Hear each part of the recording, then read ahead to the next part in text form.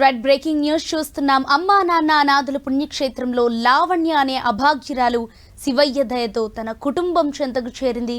అయితే ఈమె గత 2 సంవత్సరాల క్రితం మతి స్థిమితం కోల్పోయి ఉండగా పోలీసులు అమ్మా నాన్న అనాథుల పుణ్యక్షేత్రానికి చేర్చి రక్షణ కల్పించారు. ఆశ్రమంలో లావణ్యకి వైద్య సేవలు అందించడంతో ఆరోగ్యం మెరుగుపడి తన గత జీవితాన్ని గుర్తు చేసుకోవడంతో తన పేరు లావణ్య అని, తన ఊరు జైకేసరం అని చెప్పింది. ఇక ఆశ్రమ సిబ్బంది వెంటనే లావణ్య చెప్పిన వివరాల ఆధారంగా ఆమె కుటుంబాన్ని వెతకటం ప్రారంభించారు.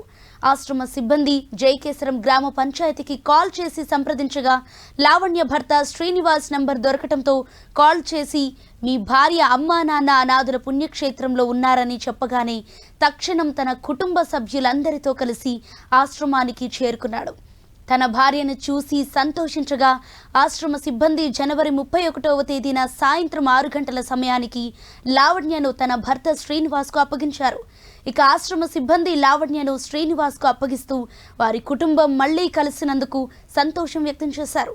లావణ్య ఎన్నో కష్టాలను ఎదుర్కొని తిరిగి మళ్లీ కుటుంబ ప్రేమను పొందింది. ఈ సంఘటన ద్వారా ఆశ్రమ సిబ్బందికి ఎంతో ప్రేరణనిచ్చింది. తమ కృషి వృధా కాలేదని ఆనందించారు. ఈ సందర్భంగా భర్త శ్రీనివాస్ గారు మాట్లాడుతూ తన భార్య మతిస్థిమితం కోల్పోయి ఇంటి నుంచి బయటకు వచ్చి తప్పిపోయిందని తెలిపారు.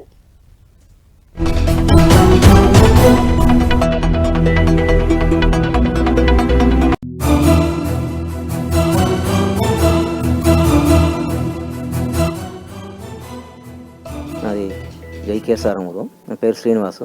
2022 నవంబర్లో వెళ్ళిపోయింది మతిస్థిమితం తప్పి. మళ్ళీ 2023 మార్చిలో పిఎస్ ద్వారా లేచిర్రు.